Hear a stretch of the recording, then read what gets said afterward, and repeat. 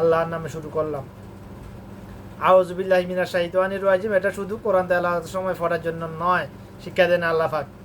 আউযু বিল্লাহি মিনাশ শাইতানির রাজিম আদম সন্তান যাতে সারাদিন পড়ে, আমার সাজেশন হলো প্রতি ঘন্টা মিনিমাম 6 বার, অর্থাৎ প্রতি 10 মিনিটে একবার, তার ঘন্টা 6 বার।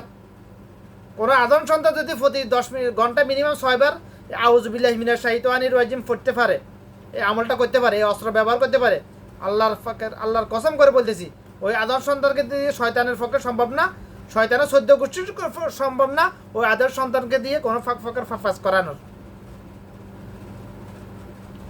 কারণ আমি কার কাছে আশ্রয় চাইতেছি? আল্লাহর কাছে। আচ্ছা, শয়তানকে আল্লাহ ক্ষমতা দিয়েছে মানুষের কলবে বসে কলব নিয়ন্ত্রণে গিয়ে ব্রেন কন্ট্রোল করে ফাঁক কাজ করানোর। তো যে শয়তানকে বানাইছে কি আল্লাহ পাক, শয়তানের ক্ষমতা বেশি না আল্লাহ পাকের ক্ষমতা বেশি? অবশ্যই আল্লাহ পাকের ক্ষমতা বেশি, নিশ্চয়, এখানে কোনো সন্দেহ করা যাবে না, অবশ্যই আল্লাহ পাকের ক্ষমতা বেশি। তাহলে আল্লাহ পাক যদি চায় শয়তানকে প্রতিহত করতে, তো শয়তানের কি ক্ষমতা আছে আমাকে অসহসা দিয়ে কোনো ফাঁক কাজ করানো আমাকে দিয়ে? নাউজুবিল্লাহ। তো এখন আমার জন্য আমার কলব, আমার ব্রেন ফেরেশতাদের নিয়ন্ত্রণে থাকার জন্য আমাকে কাজ করতে হবে, চেষ্টা করতে হবে। তো আমাকে চেষ্টা করতে হবে তো, আল্লাহ যেখানে আল্লাহ রাসূল যেগুলো শিখাইছেন ওগুলো আমাদেরকে আমল করতে হবে, সুন্নাহ মোতাবেক চলতে হবে। তো আউযু বিল্লাহি মিনাশ শাইতানির রাজিম পড়ুন না ভাই, কতক্ষণ পড়ুন না, অসুবিধা কি? আপনার কি টাকা খরচ হন নাকি ভাই? পয়সা তো খরচ হইতেছে না ভাই। আউযু বিল্লাহি মিনাশ শাইতানির রাজিম পড়ুন না, পড়তে পারবেন না তো, এত সহজ না, আবার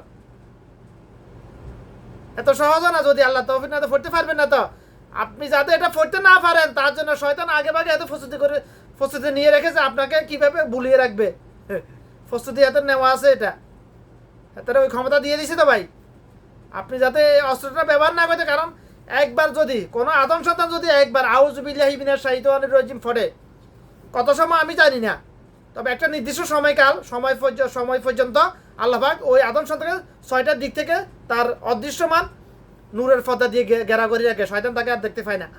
অসহজা দেওয়া তো অনেক দূরের কথা। এটা আমার এই কথাটা কারো বিশ্বাস হইলেও সত্য, না হইলেও সত্য, বুঝে আসলেও সত্য, না হলে আসলেও সত্য। এটা দিক 6টা,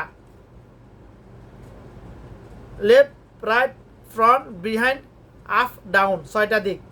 আমরা কথায় কথা বলে চারিদিক, দিক 4টা না 6টা দিক ভাই, ডাইন বাম সামনে পিছে উপরে নিচে। তো কোনো আদম সন্তান যদি একবার আউযু বিল্লাহি মিনাশ শাইতানির রাজিম পড়ে, আমি বিভিন্ন দিকে অ্যানালাইসিস করে আমি এটা অনুধাবন করতে পারি। আমি মিনিমাম 10 মিনিট আমি বলতেছি, আমি এর থেকে বেশি হওয়ার সম্ভাবনা খুবই বেশি, তবে মিনিমাম 10 মিনিট। কেন বলতেছি? যাতে আপনারা এই আমলটা করেন, ঘন্টা 6 বার। টাকা লাগেন নাকি ভাই? নাকি আপনার কাজ বন্ধ করা লাগে? কাজ করেন না, অসুবিধা কি? আপনি আউযু বিল্লাহি মিনাশ শাইতানির রাজিম যদি এটা পড়তে যদি কষ্ট হয় তাহলে আস্তাগফিরুল্লাহ পড়ুন, যে কোনো একটা জিকির করুন, কলব আল্লাহর জিকিরে ব্যস্ত রাখুন বাস। প্রথমে যেটা বলছি এটা জোর হলো, যে কোনো একটা জিকির করুন, আপনার কাছে যেটা মন চায় ওটা করুন। আমি বলতেছি এটা করার জন্য এটা করতে হবে এরকম না, এটাই করতে হবে বাধ্যতামূলক না, এরকম মনে করলে আবার বিদাত হয়ে যাবে। আমি বলতেছি 6 বার পড়ুন ঘন্টায়, আপনাকে 6 বার পড়তে হবে এরকম নয়, আপনি যতবার মন চায় পড়ুন, বিদাত সৃষ্টি করবেন না কেউ। যে কলব আল্লাহর জিকিরে ব্যস্ত ওই কলব শয়তান ও ওয়াসওয়াসা মুক্ত, সিধা কথা। যে কলব আল্লাহর জিকির নাই ওই কলব শয়তান ও ওয়াসওয়াসা যুক্ত। একবার সহজ সরল কথা ভাই, এর থেকে সহজ আর কিভাবে বলতে পারি আমি? এর থেকে সহজ ভাবে বলার তৌফিক আমাকে আর দেয় নাই, এতটুকু এলেম এর মধ্যে আমাকে দিয়েছে। যে কলব আল্লাহর জিকিরে ব্যস্ত ওই কলব শয়তান ও ওয়াসওয়াসা মুক্ত। যে কলব শয়তান ও ওয়াসওয়াসা মুক্ত ওই আদম সন্তান পাপ মুক্ত। যে কলব আল্লাহর জিকিরে ব্যস্ত না, যে কলব খালি ওই কলব শয়তানে ওয়াসওয়াসা যুক্ত। যে কলব শয়তানে ওয়াসওয়াসা যুক্ত ওই আদম সন্তান পাপ যুক্ত। খালি কলব ফাইলে শয়তান তো সুযোগের সন্ধানে আছে ভাই। শয়তান শয়তান আল্লাহর সাথে যে ওয়াদা করেছে ও ওয়াদা রক্ষা করতেছে অক্ষর অক্ষরে ভাই, যে তুমি তোমার জাহান্নাম বড় করো, আমি তোমার সকল আদম সন্তানকে জাহান্নামে নিয়ে যাব। যে ওয়াদা করেছে ওটা অক্ষর অক্ষরে পালন করতেছে, 24 ঘন্টা ডিউটি করতেছে। কিন্তু আমরা বলছি আমরা আমরা আমরা ও আল্লাহর সাথে ওয়াদা করেছি রুজকাতে, আল্লাহ পাক বলছে আমি কি তোমাদের রব নয়? আমরা সবাই একযোগে উত্তর যে বালা, কেন না, অবশ্যই তুমি আমাদের রব। এ কথার অর্থ শুধু এটাই নয় যে তুমি আমাদের মালিক, তুমি আমাদের আল্লাহ, তুমি আমাদের রব, তুমি ছাড়া আর কেউ নাই, শুধু এটা নয় ভাই এ কথার অর্থ। এ কথার তাফসীর তাহকিক হলো, পরিপূর্ণ ব্যাখ্যা হলো তুমি আমাদের একমাত্র রব, তুমি ছাড়া কোনো দ্বিতীয় কোনো ইলাহা নেই, আমরা সবাই তোমার মুখাপেক্ষী, তুমি কারো মুখাপেক্ষী ন।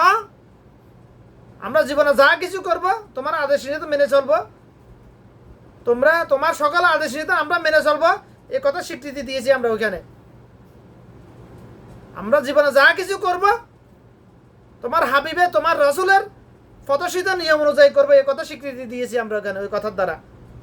ওই কথার অর্থ হচ্ছে এগুলাই, পরিপূর্ণ ব্যাখ্যা হলো এটাই। আমরা কি আল্লাহ পাকের সকল আদেশ নিয়ে মানি চলতেছি? আমরা কি যা কিছু করতেছি রাসূল সাল্লাল্লাহু আলাইহি ওয়াসাল্লামের প্রদর্শিত নিয়ম অনুযায়ী করতেছি না বাপ-দাদার নিয়ম অনুযায়ী করতেছি? আমরা মুসলমান রাসূল সাল্লাল্লাহু আলাইহি ওয়াসাল্লামের ধর্ম পালন করতেছি না, বেশিরভাগ বাপ-দাদার ধর্ম পালন করতেছি, হিন্দু ধর্ম অনুসারীদের নেয়, আবু জাহেলের নেয়, আবু তালেব, উতবা, সাইবা, মুগির এদের নেয়, বাপ-দাদার ধর্ম পালন করতেছি আমরা বেশিরভাগ মুসলমান। বেশিরভাগ আমরা বলতে বাংলাদেশের মানুষের কথা বলতেছি আমি। বাংলাদেশের 99% মানুষ মুসলমান নামদারে আদম সন্তানগুলো বাপ-দাদার ধর্ম পালন করে, রাসূল সাল্লাল্লাহু আলাইহি ওয়াসাল্লামের ধর্ম পালন করে না, কসম আল্লাহর।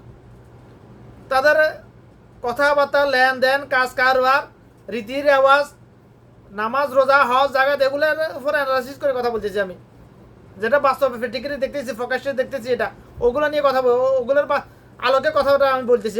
আমি কি বানাওয়ার কিছু বলতেছি নাকি ভাই? যেটা বাস্তবে দেখে আসতেছি জন্মের সূত্রে পর থেকে, ওটাই বলতেছি আমি।